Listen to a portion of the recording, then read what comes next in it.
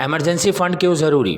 दरअसल यहाँ हम इमरजेंसी फ़ंड की बात कर रहे हैं। हर किसी को अपने पास इमरजेंसी फ़ंड रखना चाहिए, खासकर अगर आप प्राइवेट जॉब कर रहे हैं। प्राथमिकता से सबसे पहले इमरजेंसी फ़ंड को तैयार करें, क्योंकि यही आपका इमरजेंसी में सबसे बड़ा सहारा बनेगा। जब आपको महीने की सैलरी नहीं मिलेगी तो इस समय इमरजेंसी फ़ंड का इस्तेमाल कर पाएंगे। अगर ऐसी स्थिति में इमरजेंसी फ़ंड नहीं होगा तो मुश्किलें और बढ़ जाएंगी, क्योंकि हर महीने के खर्चे कैसे चलेंगे।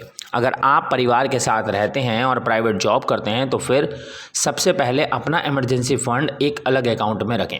अब सवाल उठता है कि कितना इमरजेंसी फ़ंड होना चाहिए और कैसे इमरजेंसी फ़ंड तैयार करें, क्योंकि किसी की आमदनी 20,000 रुपये मासिक है तो कोई महीने में 1 लाख रुपए कमाता है, तो फिर कैसे इमरजेंसी की तैयारी करें। वित्तीय जानकारों का कहना है कि नौकरी शुरू करते ही सबसे पहले इमरजेंसी फ़ंड बनाना चाहिए और इस्तेमाल इमरजेंसी में ही करना चाहिए।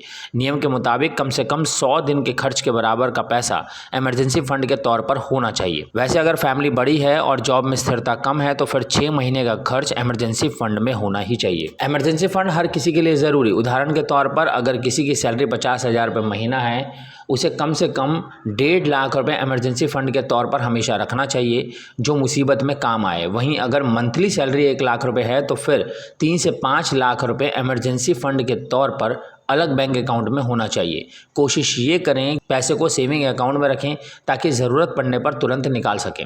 अब आप खुद तय कर सकते हैं कि जितनी आपकी सैलरी है उससे तिगुनी राशि इमरजेंसी फ़ंड होना चाहिए। इस पैसे को एक अलग अकाउंट में रखें, ऐसा नहीं कि हर महीने इस फंड में से निकासी करें। इस रकम का इस्तेमाल केवल इमरजेंसी में करें, जैसे नौकरी छूट जाने पर और अचानक बीमार पड़ जाने पर।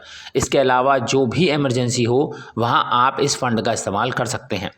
इस फॉर्मूले से तैयार करें इमरजेंसी फ़ंड। आपको बताते हैं कि कैसे इमरजेंसी फ़ंड तैयार करें। सबसे पहले अपनी आमदनी का 30% हिस्सा बचाएं, जिसमें से 15% हिस्सा निवेश करें। बाकी 15% हिस्सा इमरजेंसी फ़ंड वाले अकाउंट में ट्रांसफ़र करें। ये सिलसिला तब तक जारी रहना चाहिए जब तक आपकी सैलरी से तिगुनी राशि इमरजेंसी फ़ंड अकाउंट में जमा ना हो जाए। अगर जॉब में खतरा है तो फिर इमरजेंसी फ़ंड 6 महीने तक के खर्चे को जोड़कर होना चाहिए। इसके अलावा ये कोशिश करनी चाहिए कि इमरजेंसी फ़ंड के लिए एक सेपरेट बैंक अकाउंट हो, जिससे लगातार ट्रांजैक्शन ना करें। एक बार जब इमरजेंसी फ़ंड तैयार हो जाए तो फिर छोटी छोटी ज़रूरतों के लिए उससे पैसे ना निकालें, लेकिन अगर कोई इमरजेंसी है तो फिर इस फंड का आंख मूंद कर इस्तेमाल करें और जैसे ही स्थिति सामान्य हो जाए फिर सबसे पहले इमरजेंसी फ़ंड को तैयार करें, ताकि फिर भविष्य में इसका इस्तेमाल हो सके। एक और ख़ास बात यह है कि इमरजेंसी फ़ंड केवल फैमिली वालों के लिए ज़रूरी नहीं है। अगर आप अकेले भी हैं तो भी इमरजेंसी फ़ंड को प्राथमिकता से